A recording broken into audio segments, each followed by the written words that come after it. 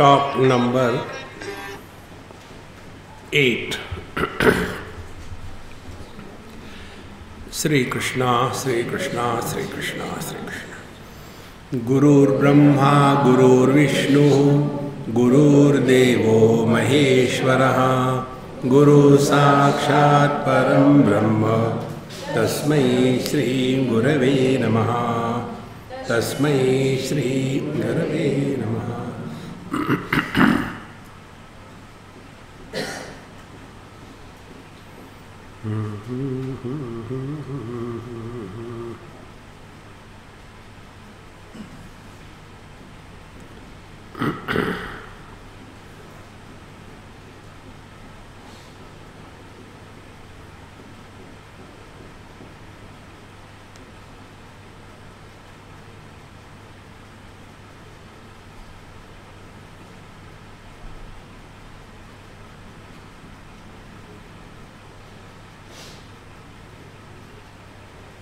We have come up to what shlok?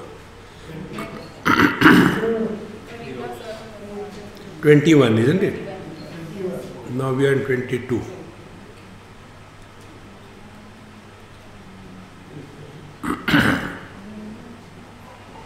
Please repeat.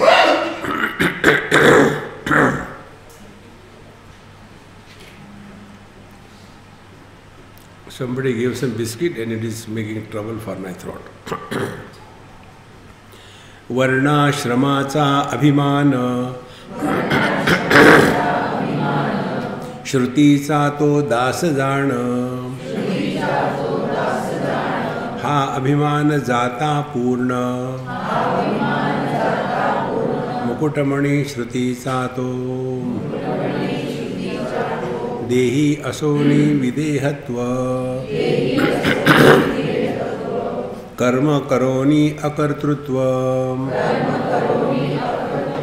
Sarva bhogoni abhoktrutva Aise samartya jnanache Jagave ani jagu dhyave Na itaras marave जगणे आनी जगविणे हेत सद्वस्तु बापारे न फसावे न फसवावे न इतरास धोकवावे खोटेपणी न जगावे हित चिद वस्तु बापारे हसावे आणि हसवावे न इतरास दुखवावे सदा प्रसन्न असावे हाचा आनंद बापारे। जब हम लोग इस अध्यात्म के मार्ग पर चलते हैं तो इसमें सबसे पहला प्रतिबंध होता है हमारे जो पुराने संस्कार है। जैसे हम लोग KG1 KG2 में गए, फिर वहाँ से निकल गए, फिर प्राइमरी स्कूल में आए, फिर वहाँ से भी निकल गए, वो सब आवश्यक है। फिर मिडिल स्कूल में आए, वहाँ से निकल गए, हाई स्कूल में आए। इसी प्रकार से पहले जब तक हम देहात्म भाव में है, संसार में है, तब तक के धर्म की आवश्यकता है। सत्यम वद धर्मम चर स्वाध्यायान मा प्रमदः, ये सब आवश्यक है। लेकिन जिंदगी भर यही नहीं करना। कोई व्यक्ति यदि ये कल्पना करे कि मैं पूरी जिंदगी भर KG1 में ही रहूँगा, तो ये जैसी मूर्खता है। इसी प्रकार से ये सब आवश्यक है जीवन में। तो जब तक के जगत में व्यवहार करते समय हम देहात्म भाव से जीते हैं, तो वहाँ सब रिश्ते नाते सब चीज़ों की आवश्यकता है, लेकिन उसमें फंसना नहीं है। फिर उससे थोड़े ऊपर उठे तो आ गए उपासना में। आदमी उपासना में क्यों लगता है? क्योंकि जब इच्छाओं को पूरा करना है तब, क्योंकि हमारी इच्छाएं इतनी अनंत है कि अपने ही प्रयत्न से पूरी नहीं होती। तो फिर हम जाएंगे भगवान के पास, हे भगवान ये पूरा करो, वो पूरा करो, और यहाँ हम गलती कर जाते हैं। देखो, साधन और साध्य इसका विवेक आवश्यक है। हमारा जो रोज का जीवन है ये साधन है या साध्य है, और अपने स्वरूप की निष्ठा ये साधन है या साध्य है, इसका विवेक होना जरूरी है। तो ये दुनिया में हम जो जी रहे हैं ये साधन है, साध्य है अपने स्वरूप की स्थिति। कृतकृत्यश्च भारत, कितनी महत्व की बात है। और यही बात हमको समझ में नहीं आती और इसमें फंस जाते, और इसीलिए यहाँ स्पष्ट बता रहे हमको कि ये हम समझ ले कि वर्ण आश्रम इत्यादि की आवश्यकता है। देखो, दो प्रकार का जीवन होता है। एक जीवन है सार्वजनिक जीवन और दूसरा है वैयक्तिक जीवन। जैसे रास्ते पर गाड़ी को, कार को चलाना ये सार्वजनिक जीवन है, और उसके लिए जो नियम बनाए जाते हैं तो वो नियम किसी व्यक्ति विशेष के लिए नहीं बनाए गए, सबको ध्यान में रख करके वो नियम बनाए जाते हैं। तो हमको उन नियमों का पालन करना आवश्यक है, उसी के द्वारा रास्ते पर ट्रैफिक ठीक रहेगा। इसी प्रकार से समाज को चलाने के लिए दो प्रकार की बातें हैं। एक है वर्णाश्रम व्यवस्था। वर्णाश्रम व्यवस्था का तात्पर्य क्या है? मनुष्य को चार भागों में बांटा जा सकता है। एक है जो सत्वगुण प्रधान, बुद्धि प्रधान है। वर्ण और जाति इसमें फर्क है। हमारे पॉलिटिशियन लोगों ने ये जाति कह दिया है, जातिवाद। जाति नहीं है, वो गलत है। जाति का तात्पर्य है आकार। तो मनुष्य जाति, पशु जाति, वनस्पति जाति, और फिर ये ब्राह्मण, क्षत्रिय, वैश्य, शूद्र, ये वर्ण है। वर्णनात् वर्ण, जिसका वर्णन किया जाता है। क्या वर्णन किया जाता है? जो सत्वगुण प्रधान है, जो बुद्धि प्रधान है, और जिनमें रजोगुण थोड़ी मात्रा में है और तमोगुण अभाव के जैसा ही है, ऐसे जो व्यक्तित्व है उसको ब्राह्मण कहा जाता है। दूसरे है क्षत्रिय। क्षत्रिय वो है जो कर्म में प्रधानता लेते हैं, लेकिन स्वार्थ से प्रेरित होकर के नहीं, सबके लिए। ऐसा जो व्यक्तित्व है उसको क्षत्रिय कहते हैं। तीसरा है वैश्य।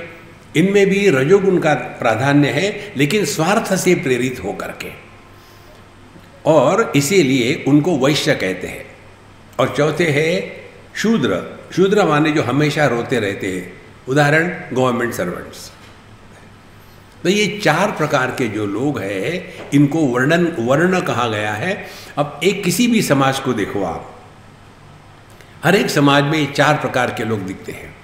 बुद्धि प्रधान, क्रिया प्रधान, ट्रेडिंग प्रधान और नौकरी प्रधान। तो ये वर्णाश्रम व्यवस्था किसी को अच्छा बुरा कहने के लिए नहीं है। देखो, यही बात हमारे ही देह में होती है। ब्राह्मणों से मुखमासीत, बाहु राजन्य कृतः, ऊरु वैश्य, पादोस्य, और पैर जो है वो शूद्र है। क्योंकि पैरों का काम केवल सेवा करना है। इनको यदि लिखने के लिए बैठाएंगे, खाना खाने के लिए लगाएंगे तो कैसे होगा? इसी प्रकार से किसी भी समाज को ठीक से चलाने के लिए यह वर्ण व्यवस्था हमारे शास्त्रों में बताई है। इसमें किसी को अच्छा बुरा कहने का तात्पर्य नहीं है। ये तो हमारे पॉलिटिशियन लोगों की देन है हमारे समाज को।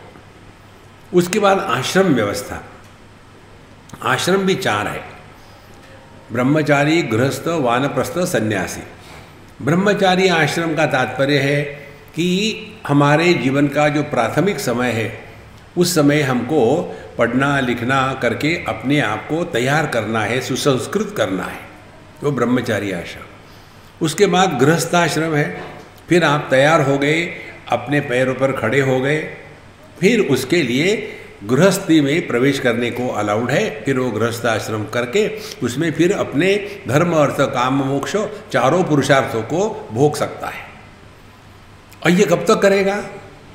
जब उसके बच्चे बड़े हो गए, इंडिपेंडेंट हो गए, उसने फिर वानप्रस्थ में प्रवेश करना है।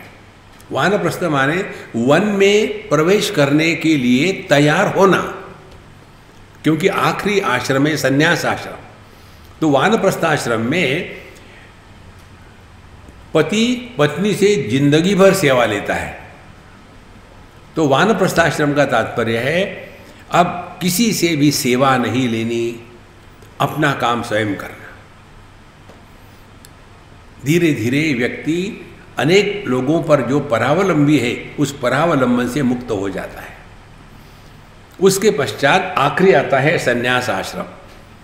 अब बहुत हो गया, जो कुछ करना था जीवन में पूरा हो गया। अब जीवन का जो परम पुरुषार्थ है मोक्ष, उसके लिए लग जाना है। क्योंकि ईंट पत्थरों से बढ़ गए तो वनस्पति बने, वनस्पति से बढ़े तो पशु पक्षी बने, और इससे बढ़े तो मनुष्य बने। अब मनुष्य से बढ़ना है तो केवल आध्यात्मिक ही है। देखो महाराज, तो हम इस मनुष्य देह में आने के पश्चात इसके अगला जो इवोल्यूशन है वो केवल आध्यात्मिक इवोल्यूशन ही हो सकता है। और इसीलिए चौथा आश्रम जो संन्यास आश्रम है, इसमें आने के पश्चात अब अपने जीवन का उद्धार करने के लिए लग जाना है। तो ये दोनों को मिला करके ब्राह्मण क्षत्रिय वैश्य शूद्र ब्रह्मचारी गृहस्थ वानप्रस्थ सन्यासी, इनको कहते हैं वर्णाश्रम व्यवस्था। लेकिन इसको ना समझने के कारण हम इसी में फंस जाते हैं। एक दूसरे के प्रति राग द्वेष घृणा ईर्षा, इसमें पूरा जीवन नष्ट हो जाता है। इसलिए ये सब बातें स्पष्ट होकर के समझनी है। वर्णाश्रमाचा अभिमान, श्रुतीचा तो दास जान। तो जब तक कि हम अपने आप को ब्राह्मण क्षत्रिय वैश्य शूद्र समझते हैं, जब तक हम अपने आप को ब्रह्मचारी गृहस्थ वानप्रस्थ सन्यासी समझते हैं, तब तक के हमारे जीवन को श्रुति के आधार पर चलाना है। तस्मात् शास्त्रम प्रमाणम ते कार्याकार्यो व्यवस्थितो। हमारे लिए क्या करणीय है इसका निर्णय हम नहीं लेंगे। देखो, गाड़ी कैसी चलानी है इसका निर्णय ट्रैफिक रूल लेंगे। इसी प्रकार से जब तक कि हमने अपने आप को ये चारों में या चारों में से किसी में बांध के रखा है, तब तक हमको हमारे शास्त्र जो बताते हैं उसके अनुसार जीवन चलाना है। देखो महाराज, जैसे ब्राह्मण के क्या धर्म है, क्षत्रिय के क्या है, वैश्य के क्या है, शूद्र के क्या है, भगवद गीता में स्पष्ट आता है। तो उसके अनुसार अपने जीवन को चलाओ। तो वर्णाश्रमाचा अभिमान श्रुतिचा तो दास जाना। यदि हम अपने आप को ब्राह्मण क्षत्रिय वैश्य शूद्र समझे और मर्जी से अपने जीने लग गए तो हमने गलत किया है। तो वर्णाश्रमाचा अभिमान श्रुतिचा तो दास जाना। हा अभिमान जाता पूर्ण। ये अभिमान कैसा पूरा निकल जाएगा? जब हम देहात्म भाव से ऊपर उठेंगे तब। देखो, आपने सबने सपने देखे ही होंगे, हम सब देखते हैं सपने। सपने में आप ब्राह्मण हैं कि क्षत्रिय है? देखो, अच्छा दूसरी बात, आप जितने भी सपने देखे आज तक, वो सपना ब्लैक एंड वाइट था कि कलरफुल था? चिंतन करो कैसा था। इसीलिए जब तक कि हम अपने को देह मान के बैठते हैं, तब तक कि हमको शास्त्र के सिद्धांत के अनुसार अपना जीवन चलाना है। तस्मात् शास्त्रम प्रमाणम ते कार्याकार्यो व्यवस्थितो। अपने मर्जी से नहीं। जिसने अपने ऊपर स्वयं होकर के बंधन स्वीकार किया है, उसी बंधन को स्वातंत्र कहते हैं। जैसे इसमें आप लोग आए हैं, इसमें से जो स्वयं होकर के आए हैं उनको यहाँ परेशानी नहीं लगेगी। और जिसको बांध बूंद के लाया होगा, तुम चलो ना एक आध बार तो चलो, हमेशा घर में बैठे रहते हैं, चलो इस समय। अच्छा चलते। और बांध बूंद के ले आए। फिर 1 घंटे में 360 बार घड़ी देखेंगे। देखो कारण क्या है, उसमें हमने स्वयं होकर के नहीं आए, और जो स्वयं होकर के आए उनको आनंद है। देखो, इसीलिए जब हम अपने जीवन में जो भी बंधन है वे स्वयं स्वीकार करते हैं, स्वयं स्वीकृत बंधन ही मोक्ष है। जो स्वयं सुबह 4 बजे उठ जाते हैं बिना किसी अलार्म के, सहजता से, उनके लिए वो कोई परेशानी नहीं है।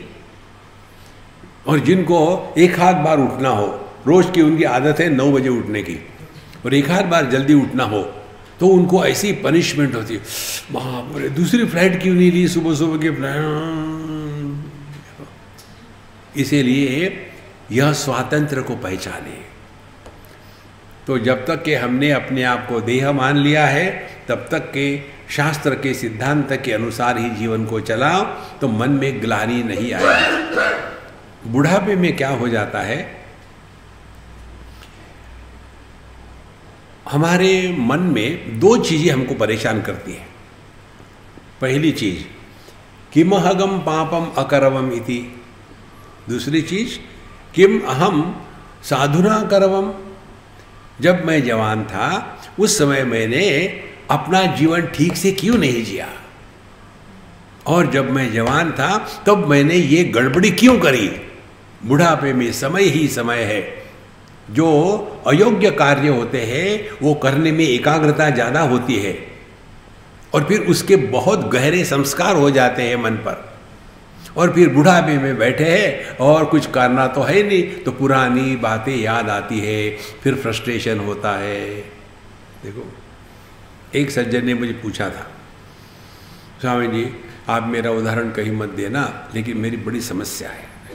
क्या समस्या है? समस्या ये है कि देखो, अब मैं बूढ़ा हो गया हूँ, 85+, फिर अब मेरे घर में मेरे पोतों की बीबी आ गई, और अभी भी मेरा मन उन लड़कियों के पीछे जाता है। अब मैं क्या करूं? मुझे बहुत दुख होता है, करूं क्या? देखो महाराज, तो यह जो ग्लानि है बुढ़ापे में, ये मनुष्य को जिंदा नहीं रहने देती, मरने भी नहीं देती। और इसीलिए यहां कहते स्पष्ट रूप से, तस्मात् शास्त्रम प्रमाणम ते।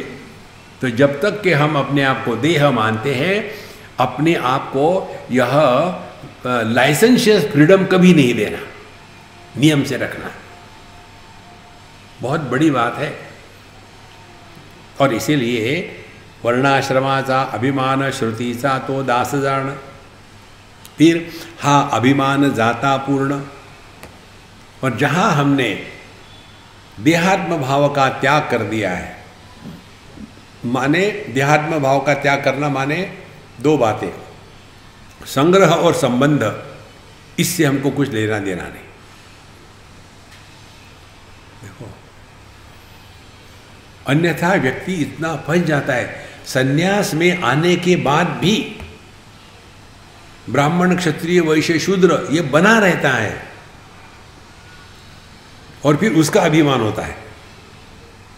देखो महाराज, इसीलिए जब तक के हम अपने को देह मान के चलते हैं जगत में, तब तक के मर्जी से नहीं जीना है। जो हमारे शास्त्र के सिद्धांत हैं उसी के अनुसार चलना है। तो हा अभिमान जाता पूर्ण, और जहाँ आपका देहात्म भाव पूरा समाप्त हो गया है, मुकुटमणि श्रुति सातो, फिर वह अपने स्वरूप में निष्ठावान हो गया। यही श्रुति का मुकुटमणि माने शास्त्रों के द्वारा वो पूजनीय होता है। इसका एक सूत्र आता है नारद भक्ति सूत्र में, तीर्थी कुर्वन्ति तीर्थानि सत्शास्त्री कुर्वन्ति शास्त्राणि। ऐसे जो साधु संत होते हैं, उनके कारण एक स्थान को तीर्थ क्षेत्र की महिमा प्राप्त होती है। आप चले जाओ शिरडी, शिरडी जैसा घटिया स्थान कोई नहीं है। वहाँ नमकीन पानी है, वहाँ पानी की इतनी परेशानी है कि एक बकेट पानी के 10 रुपये पड़ते, ये चक्कर है वहाँ। तो स्थान तो कुछ नहीं है, लेकिन एक संत वहाँ रहे तो उसका कितना महत्व बढ़ गया।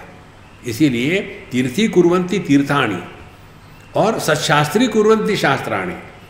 शास्त्रों को जो सिद्ध करते हैं, जो शास्त्रों में कहा है वो इनमें दिखता है। देखो शास्त्र क्या कहते हैं, त्रिविधम नरकस्येदम द्वारम नाशनमात्मनः काम क्रोधस्तथा लोभः तस्माद् एतत्त्रयं त्यजेत्। ये शास्त्र कहते हैं काम, क्रोध और लोभ ये 3 नरक के दरवाजे हैं। और ये बातें साधु संतों में सिद्ध होती है। कोई कामना नहीं, किसी से गुस्सा नहीं, लोभ की तो संभावना ही नहीं। देखो महाराज, हमारे सबके हृदय में जितने वैराग्य युक्त महात्मा होते हैं उनके प्रति ज्यादा आदर होता है। देखो दूसरे महात्मा हो गए, उनके पास दुनिया भर की सब चीज़ें होगी, 10-10 हज़ार आश्रम हो गए, इतने चेले हो गए, उनको भारत रत्न मिलेगा। उनके प्रति मन में जो आदर है वो नहीं होता। एक फकीर होगा, उसको देख करके देखो कितना आनंद आता है, क्योंकि उसके हृदय से काम, क्रोध, लोभ हमेशा के लिए मिट गए। इसलिए हाँ, अभिमान जाता पूर्ण, जिसका ये देहात्म भाव समाप्त हो गया है, उसी ने मुकुटमणि श्रुति जातो, उसी ने श्रुति के सिद्धांत को अनुमोदित किया है।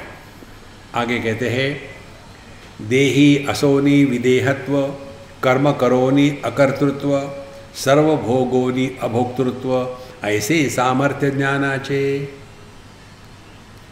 देही असोनि विदेहत्व, देह में है लेकिन देहात्म भाव से नहीं जी रहे।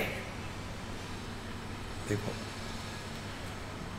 आप देखेंगे जो साधारण संसारी लोग होते हैं उनका यही चलते रहता है। संसारी क्या, संसारी कौन है, सन्यासी कौन है? भगवान शंकराचार्य कहते हैं देहन्यासो ही संन्यासः नैव काषाय वाससा नाहम देहो महात्मेति निश्चयम ज्ञान लक्षणम। लाल पीले कपड़े पहनने से कोई सन्यासी नहीं होता। ये अम्मा सन्यासी दिखेगी दूर से, लेकिन भोगी है, सन्यासी नहीं है। देखो लाल पीले कपड़े पहनने से कोई सन्यासी नहीं होता। नैव काषाय वाससा, फिर नाहम देहो महात्मेति, मैं देह नहीं हूं, इसमें जिसके निष्ठा है उसको कहते हैं सन्यासी। देखो इसीलिए यहां जो कहते हैं देही असोनि विदेहत्व का तात्पर्य है जिसका देहात्म भाव समाप्त हो गया है। देहात्म भाव समाप्त हो गया, फिर ना संग्रह का चक्कर है ना संबंधियों का चक्कर है। लेकिन आप देखेंगे बाबा जी लोग भी, अध्यात्म में रहने वाले भी, उनमें आप देखेंगे, सुना भी होगा आपने, गुरु भाई गुरु बहन, गुरु माँ गुरु पत्नी। गुरु पत्नी होती कि नहीं पता है। ये मेरी गुरु पत्नी। देखो महाराज सब छोड़ छाड़ के आ गए और यहाँ आकर के फिर रिश्ते बना लिए। एक अम्मा ने मुझे पूछा, स्वामी जी मुझे आपसे इतना प्रेम है कि मैं कंफ्यूज हो जाती कि मैं आपको क्या कहूँ। तो हमने कहा देखो प्यार को प्यार ही रहने दो, रिश्तों के नाम न दो। जिस प्रेम में रिश्ते निर्माण होते हैं वही संसार है। देखो एक सूर्योदय या पुष्प खिला है, उसको देख के कितना प्यार आता है। रिश्ते बनाते क्या, ए फूल मैं तुम्हारा मामा हूं। देखो इसीलिए ये छोटी छोटी बातें हैं, इसको समझ लो, जीवन में आनंद आएगा। तो देही असोनि विदेहत्व, जगत में रहना है लेकिन रिश्ते नाते मत बनाओ, कहीं नहीं बनाना। लेकिन आप तो अम्मा अम्मा सबको कहते हैं, अब कुछ तो कहना ही पड़ेगा ना। इसका उदाहरण देते आपको। एक बार हम कहीं से जा रहे थे तो वो अम्मा बस गले पड़ी, रोने लग गई। स्वामी जी हम जा रहे हैं, आप मुझे अम्मा कहते, फिर क्यों मुझे छोड़ के जा रहे हैं? तो उसके पति समझदार थे, बाय मिस्टेक उन्होंने कहा, हे भगवान, जो अपनी असली माँ को छोड़ के निकल जाता है, ये नकली माँ को पकड़ के रखेगा?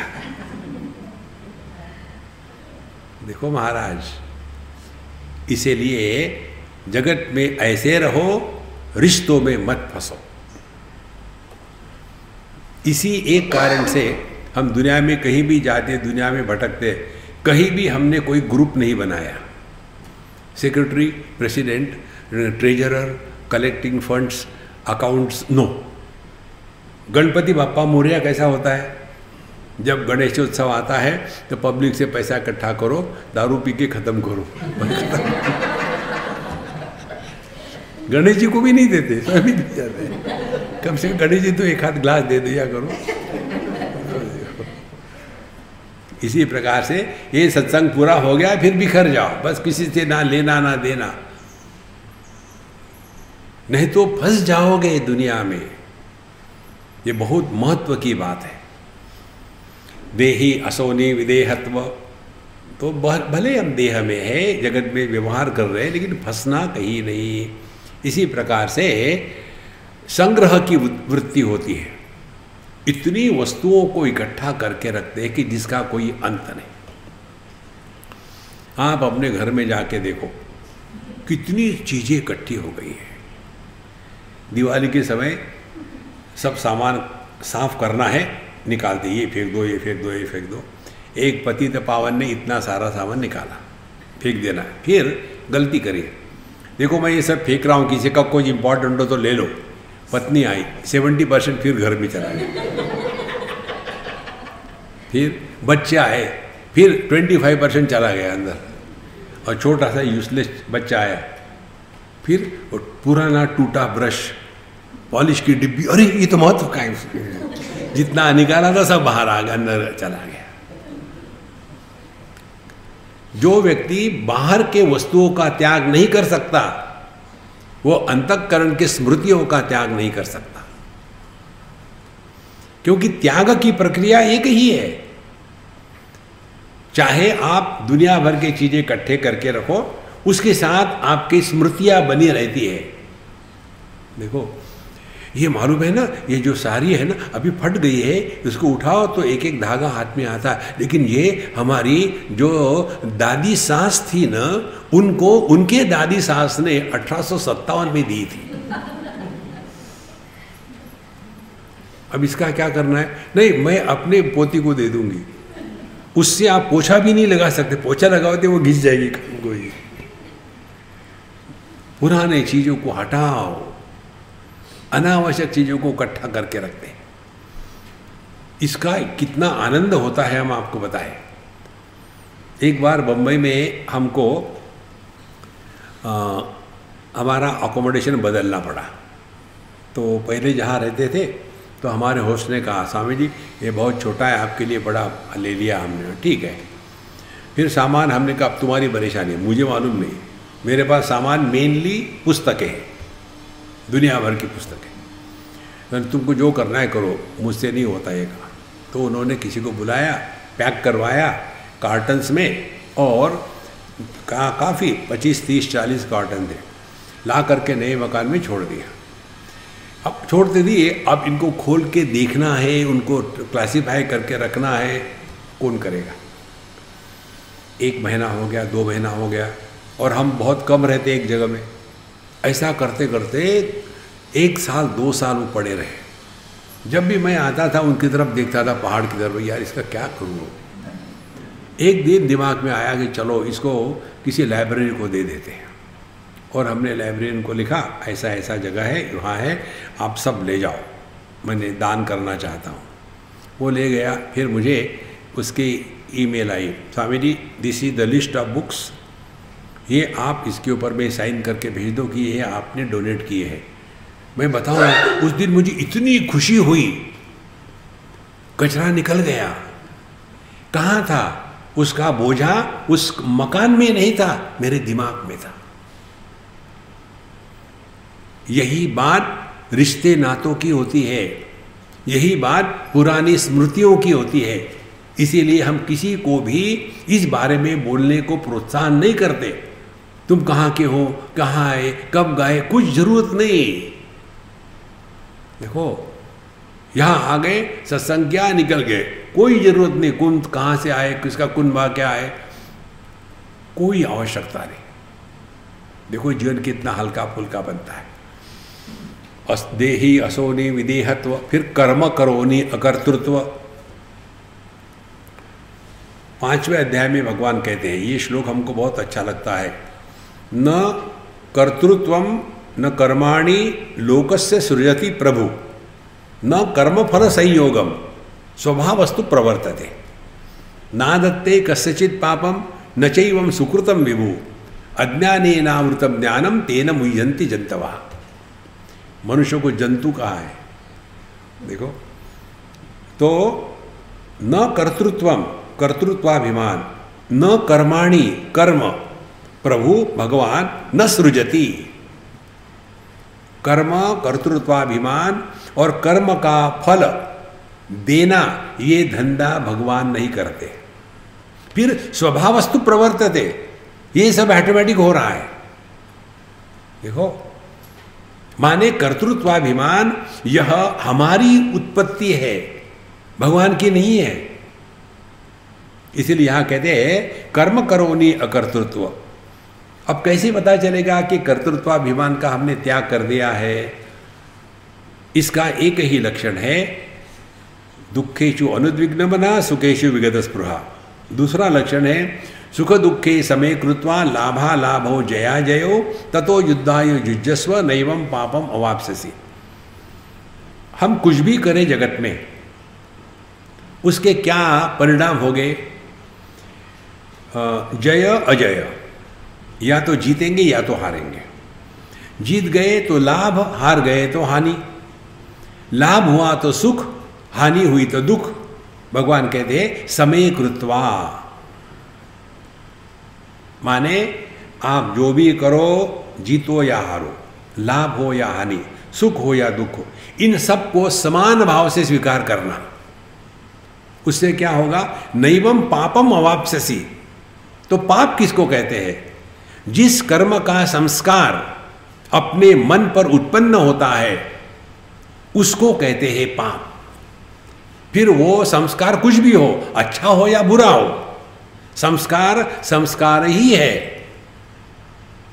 देखो, और जिस कर्म के संस्कार निर्माण नहीं होते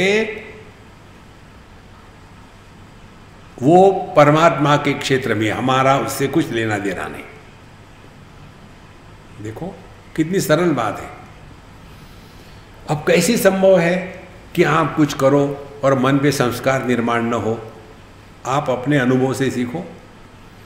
बचपन में हमने कभी अग्नि को हाथ लगाया तो हाथ जल जाता है, तो हमने उससे सीखा अग्नि जलाता है, इसीलिए अग्नि को हाथ नहीं लगाते।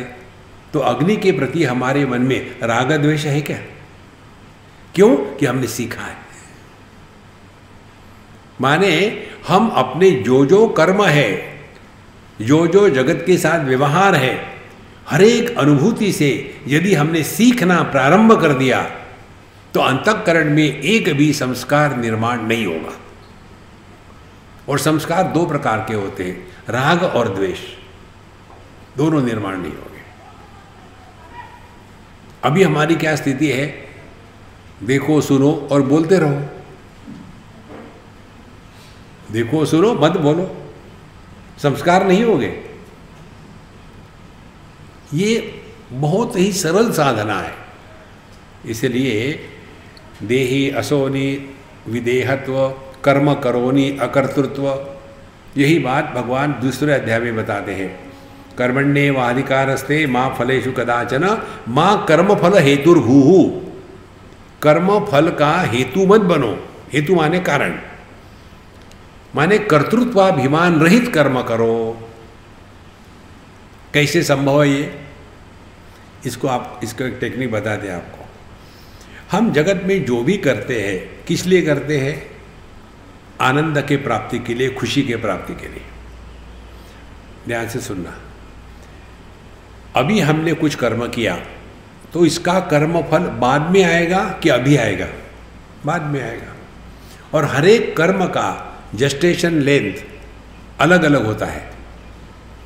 जैसे मनुष्य का जेस्टेशन लेंथ होगा 9 महीने 9 दिन, और हाथी का होगा 2-2.5 साल, और चूहे का होगा 20-21 दिन, अलग अलग होते हैं। इसी प्रकार से भिन्न कर्मों का जेस्टेशन लेंथ, कर्मफल भिन्न भिन्न समय में आता है। माने भविष्य में आएगा, कर्म होगा वर्तमान में, फल आएगा भविष्य में। ये क्लियर है? अब आगे चलो। हमको वर्तमान में रहना संभव है कि भविष्य में रहना संभव है? केवल वर्तमान में, चॉइस नहीं है। जब हम कुछ कर्म करते हैं कि ये कर्म करने के बाद मुझे ये मिलेगा तब जाके मैं खुश होऊंगा, तो मैंने क्या किया है? अपने जीवन के आनंद को भविष्य में ढकेल दिया है ना, क्योंकि वो अभी तो नहीं आएगा, उसका जेस्टेशन लेंथ पूरा हो जाएगा फिर आएगा उसका कर्मफल। देखो, ये माँ बाप यही तो करते हैं। बच्चा पैदा हो गया, बच्चे को बड़ा करने में जो माँ बाप का आनंद है, मातृत्व का सुख, वो ले लो, लेकिन वो नहीं लेते। ये जब बड़ा हो जाएगा तब मेरी बात मानेगा और फिर बढ़िया लड़की ले आएगा, फिर शादी करेगा और फिर मेरी बहू मेरी आज्ञा मानेगी, और ये कुछ होगा नहीं तो फिर फ्रस्ट्रेट होकर के सत्संग में चले जाते हैं।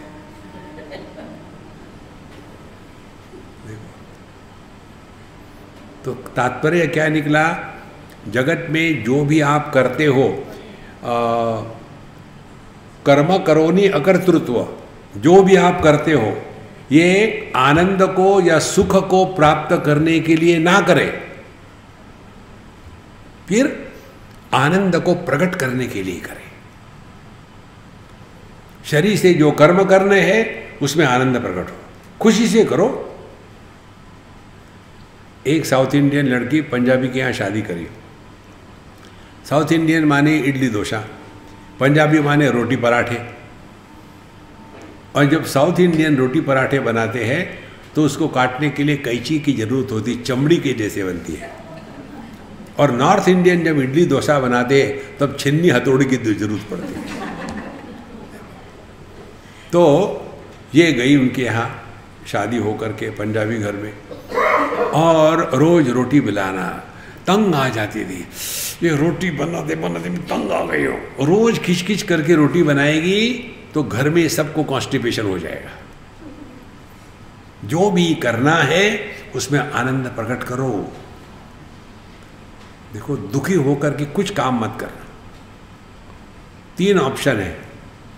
करना है तो आनंद से करो, नहीं करना तो मत करो, लेकिन कड़वाहट से नहीं, हमको नहीं करना, ओवर। लेकिन हम करते क्या है? ऊपर से दिखाते, नहीं नहीं मैं कर लूंगा, और अंदर से मुझे ही कुछ। ऐसे लोगों को एसिडिटी होती है। देखो, बिल्कुल कितनी सरल बात है, इसको कोई बहुत ज्ञान की बात नहीं है, ये अपने अनुभूति से सीखना है। इसीलिए जब हम जो भी करते हैं शरीर से, वाणी से या मन से, सब में आनंद प्रकट हो जाए तो आप में कर्तृत्वाभिमान शून्य हो गया। करो, खुशी से करो, नहीं मत करो। नहीं एक्चुअली स्वामी जी मैं तो करना चाहता हूं, लेकिन हमने पूछा नहीं, मत करो, over. You are not obliged to answer every question. बिल्कुल सरल बात है। इसीलिए देही असोनी विदेहत्व कर्म करोनी अकर्तृत्व, कर्तृत्वाभिमान का त्याग करना है। यही कर्म से छुटकारा पाने का एकमात्र उपाय है। कर्म किसको कहते हैं? क्रिया के साथ जब कर्तृत्वाभिमान जुड़ जाता है तो उस क्रिया को कर्म कहते हैं। देखो, जैसे आपने खाना खाया एकादशी के दिन चावल खाया और आपको ये अरे आज तो एकादशी थी, मैंने चावल खाया, अब क्या होगा? कुछ नहीं होगा, नरक में जाओगे, सीधी बात है। मैंने खाया, कर्तृत्वाभिमान है। खाना खाया और उसके पश्चात कॉन्स्टिपेशन हुआ तो पुण्य है, डिसेंट्री हुई तो पाप है। तो खाना पचाने में कर्तृत्वाभिमान नहीं होता, मैं खाना पचा रहा हूँ। किसी को कोरोना हो गया तो पाप है कि पुण्य है? वहाँ कर्तृत्वाभिमान नहीं है। इसीलिए यहाँ जब कहते हैं कर्म करोनि अकर्तृत्व, तब वो कर्म होगा ही नहीं। कर्म नहीं होगा तो कर्म फल निर्माण नहीं होगा, क्रिया फल नहीं होता, कर्म फल होता है। इसीलिए कर्तृत्वाभिमान का त्याग ये बहुत बड़ी साधना है। लेकिन हम लोगों को लगता है देखो स्वामी जी, हमने बच्चे को इतना पाल पोस के बड़ा किया है, अब देखो वो हमारी बात मानता नहीं। अब मुझे बताओ, किसी बच्चे को माँ बाप नहीं है तो क्या बढ़ेगा नहीं वो? यार तू बढ़ता क्यों नहीं? माँ बाप नहीं है तो मैं इतना ही बैठा हूँ। ऐसा होता है। देखिए माँ बापों को कितना अहंकार। हमने बच्चों को बड़ा किया, क्या रोज खींचते गए आधा इंच, या हवा भरते गए कि बढ़ रहा बढ़ रहा बढ़ रहा? यही जो है कर्तृत्वाभिमान, यही मनुष्य को दुख करता है। इसको लेकर के हम अंग्रेजों की चीज़ हमको बहुत पसंद आती है। बच्चों के साथ खूब प्यार पीर करेंगे 13 साल तक के, उसके बाद तुम अपना काम जाने, हम अपना काम जानते। बच्चों से कोई एक्सपेक्टेशन नहीं। बुढ़ापे में जाकर के पढ़े, ये नहीं कहेंगे कि देखो मेरे बच्चे मुझे मिलने नहीं, बिल्कुल नहीं, प्रसन्न रहेंगे। नहीं तो यहाँ रहेंगे साथ में बीवी बच्चों के, दादा दादी सब करके, और घर में खुजर खुजर खुजर खुजर चल रहा है। प्रसन्नता आनंद केवल शब्द मात्र रह जाते हैं। इसीलिए कर्म करोनि अकर्तृत्व, सर्वभोगोनि अभोक्तृत्व। देखो अभोक्तृत्व माने मैं सुखी हूं, मैं दुखी हूं, यह भाव निर्माण नहीं होना। इसके लिए हमने सिंपल टेक्निक बताई है।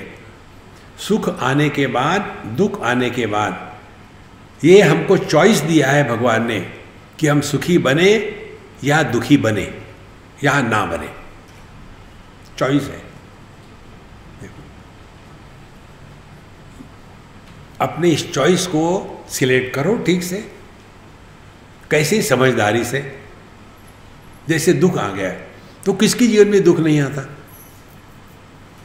हर एक के, मुर्दे को छोड़ करके किसी के जीवन में दुख नहीं आए, हो नहीं सकता। लेकिन ये दुख को लेकर इतने परेशान हो जाते। एक बुढ़ाऊ अम्मा ने मुझे पूछा, स्वामी जी मेरे घुटनों में इतना दर्द होता है, क्यों दर्द होता है? पता नहीं भगवान ने ऐसे मुझे क्यों परेशान कर रहा है। तो मैंने कहा अम्मा मेरे प्रश्न के उत्तर दो, मैं तुम्हारे प्रश्न का उत्तर दूंगा ना। अम्मा भगवान ने आंखें किस लिए दी है? स्वामी जी मैं बच्ची हूँ क्या? देखो तुम आर्ग्यूमेंट मत करना, मेरे प्रश्न के उत्तर दो। भगवान ने आंखें किस लिए दी है? देखने के लिए। देखो तुमको कितना अच्छा आता है। कान किस लिए दिए? सुनने के लिए। बहुत बढ़िया है। घुटने बुढ़ापे में दुखने के लिए दिए।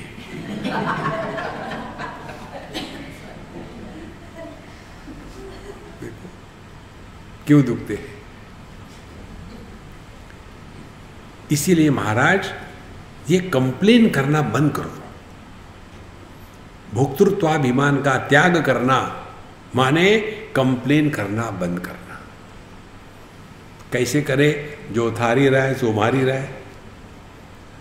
प्रभु के हाँ में हाँ मिला दो, दुख होगा ही नहीं। इसीलिए सर्वभोगोनि अभोक्तृत्व। दुख आया दुखी नहीं बने, सुख आया सुखी नहीं बने, फिर मौज में है। कितनी बड़ी बात है ये। सर्वभोगोनि अभोक्तृत्व, ऐसे सामर्थ्य ज्ञानाचे। ज्ञान का ये सामर्थ्य है। करना कुरना कुछ नहीं बाहर में, चलो मंदिर में चले जाओ, ये भोग लगा दो, दुख चला जाएगा, और दुख हो गया आपको। केवल समझदारी की ही कमी है। अपने ये समझदारी को ठीक करना, यही अध्यात्म है। अविचार कृतो बंधः विचारेण निवर्तते। जितनी समस्या है, ये अविचार का तात्पर्य विचारों का अभाव नहीं, विचारों की अपूर्णता। अ का तात्पर्य अपूर्ण, अभावात्मक नहीं। तो विचारों की अपूर्णता क्या है? मैं देह हूं, यह बंधन नहीं है। केवल यही देह मैं हूं, वो देह मैं नहीं हूं, वहां से बंधन शुरू हो जाता है। देखो, आत्मौपम्येन सर्वत्र समम पश्यति अर्जुन, सुखम वा यदि वा दुखम स योगी परमो मतः। जैसा हमको अपने शरीर के दुख से, कष्ट से दुख होता है, वैसे अन्य को भी होता है। ये समझ जब आ जाती है, तब पता चलेगा कि दुख सबके लिए सामान्य है। लेकिन उसी में ऐसे फंस जाते हैं कि मानो जगत में किसी को दुख हुआ ही नहीं। कारण एक ही है, देहात्म भाव। देखो,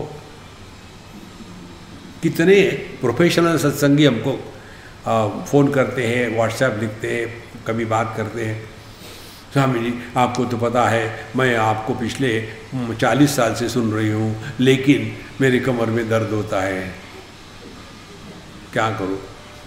मैंने कहा कि अम्मा झूठ मत बोलो। नहीं स्वामी जी, फिर मेरे कमर में बहुत दर्द होता है। हमने कहा फिर झूठ बोल रही है, कैसे? तुम्हारी कमर कहाँ है? कमरा है।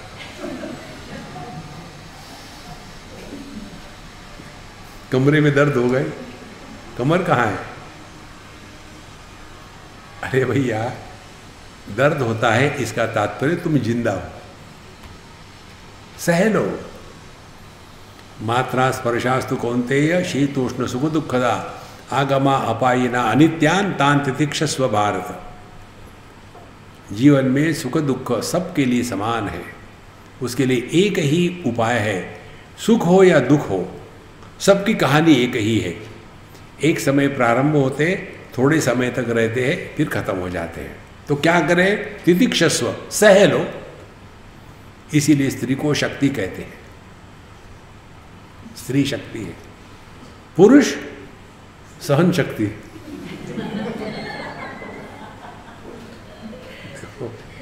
सह लो, जीवन बड़ा सरल बन जाता है।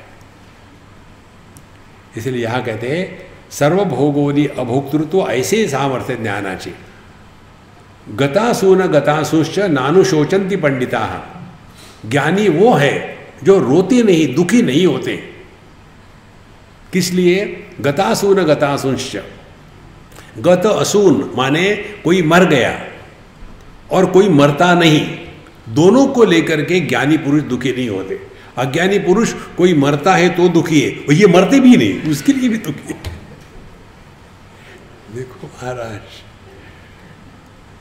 ज्ञान का ये सामर्थ्य है। ज्ञानी आपको कभी दुखी नहीं मिलेगा। कोई कहे कि हमने बहुत शास्त्रों का अध्ययन किया है, वेदांत क्या, गीता पढ़ाते हैं, सब कुछ करते हैं, लेकिन क्या करें यार, दक्षिणा कम मिल रही है, क्या करें। देखो, ये एकदम स्पष्ट है। ज्ञान का प्रभाव दुख की निवृत्ति। हमारे पंचदशी में 7 स्टेजेस आती है जीवन की। अज्ञान, आवरण, विक्षेप, परोक्ष ज्ञान, अपरोक्ष ज्ञान, दुख निवृत्ति और निरंकुशा तृप्ति हो गए साहब। पहले अज्ञान, अपूर्ण ज्ञान, उसके कारण आवरण माने विषयों का इंद्रियों पर आवरण, उसके कारण विक्षेप, और ये विक्षेप में फंसने के पश्चात फिर कुरुते गंगा सागर गमनम व्रत परिपालन अथवा दानम। फिर भगवान की कृपा से कहीं सत्संग में टिक जाते हैं, और सत्संग में आने के बाद फिर पहले परोक्ष ज्ञान होता है। परोक्ष ज्ञान माने जो ज्ञान सुनने के बाद डाइजेस्ट नहीं होता, दूसरे को बताना शुरू करते, बैठो बैठो, मालूम है 3 गुण होते। देखो, जो ज्ञान पच जाता है, पचा हुआ ज्ञान आपको मौन में ले जाता है। जिस ज्ञान का अपचन होता है उससे बोलना शुरू हो जाता है। देखो, बिल्कुल सरल बात है। जो खाना आपने खाया और पच गया तो उल्टी के रूप में बाहर आएगा क्या? जो खाना खाया और पचा नहीं तो उल्टी, उल्टी माने सीधी नहीं, एकदम बाहर आ गया। इसी प्रकार से यह जो ज्ञान है जब पक जाता है तो अपने आप व्यक्ति शांत हो जाता है। वो मौन का पालन नहीं करता, मौन उसका स्वरूप बन जाता है। देखो, इसीलिए ऐसे सामर्थ्य ज्ञानाचे ज्ञान का ये सौंदर्य है। जो जितनी समस्या है ना, केवल इतनी ही है। अपने विचारों को ठीक करें, विचार ठीक हो गए, सब ठीक है। देखो, एक लड़का था, हमारे बम्बई की बात है, सामने एक लड़की जा रही थी, पीछे से मोटरसाइकिल पे जा रहा है और हम अपने कार में बैठे हुए थे। ट्रैफिक जाम था, ये बाएं तरफ से जा रहा, जा करके उसने उस लड़की के सामने मोटरसाइकिल खड़ी कर दी और उसको ये फ्लर्ट करना चाहता है, चिढ़ाना चाहता था, हाय डार्लिंग। पीछे से तो बड़ी सुंदर लड़की लग रही थी, सामने गया, निकली बुढ़ाऊ, 82 नॉट आउट, गर्दन के ऊपर में वो साउथ इंडिया में डॉल मिलती है ना, ऐसे ऐसे ऐसे, नीचे में हैंगर पर लटका हुआ, ऊपर में। तो जैसा उसने देखा, वो कहेगा उसको हाय हाय हाय, किसको देखा? तो फर्क क्या हुआ? दृष्टि में परिवर्तन आया। पहली दृष्टि ये थी कि सुंदर लड़की है, जरा मजाक करेंगे, और जब देखा कि ये बुढ़ाऊ है, दृष्टि में फर्क आया तो आपकी इंटरेक्शन बदल जाती है। इंटरेक्शन बदल गई तो आपके एक्सपीरियंसेस बदल जाते हैं, एक्सपीरियंस बदल गए, आपका जीवन बदल जाता है। शुरू कहां से होता है? अपने दृष्टि में परिवर्तन लाना है। ईशावास्यमिदं सर्वम यत् किंच जगत्याम जगत। देखो संतो, ऐसे सामर्थ्य ज्ञानाचे, ज्ञान का तात्पर्य ये है अपने दृष्टि में परिवर्तन लाना, आना। शास्त्रों के अध्ययन का एक ही फल है, अपने दृष्टि में परिवर्तन आता है। सापेक्षता के दृष्टि से जियो तो परेशानी, झगड़े, समस्या, इसके सिवा कुछ नहीं मिलेगा। और संपूर्णता की दृष्टि से देखो तो इनकी कोई सत्ता नहीं है। देखो, कई बार लोग यही पूछते, स्वामी जी ये इतना भयानक क्यों हो रहा आजकल, ये समाज, ये दुनिया इतनी भयानक गड़बड़ क्यों कर रही है? अब उसको क्या बताएं? तो हम उनको पूछते हैं, क्योंकि पहले नहीं था क्या ऐसे ज़माना? मुझे नहीं लगता इतना खराब होगा ज़माना पहले, बहुत बढ़िया। बाद में भी नहीं होगा क्या? मुझे नहीं लगता बाद में होगा। अच्छा, पहले आप थे क्या? बाद में आप रहोगे? नहीं, अभी ज़माना खराब है क्योंकि आप हो। अपने आप को बदलो। कल आपको बताया था बिल्कुल सिंपल टेक्निक, आप अपने पैर में जूते पहनो तो पूरी दुनिया को आपने कवर कर लिया है। अपने आप को ठीक रखो, दुनिया सुंदर है। दुनिया में कोई भी गलत नहीं होता। प्रभु की दुनिया में एक भी कार्य, एक भी घटना अनावश्यक नहीं है, हर एक की आवश्यकता है। लेकिन हम दुनिया को सुधारने निकले और अपना सत्यानाश करके बैठे। देखो, अच्छाई करनी नहीं, अच्छाई होनी चाहिए। जैसे कहीं एक फूल खिलता है, सुगंध है उसमें, वो सुगंध देता नहीं, उसमें सुगंध होता है।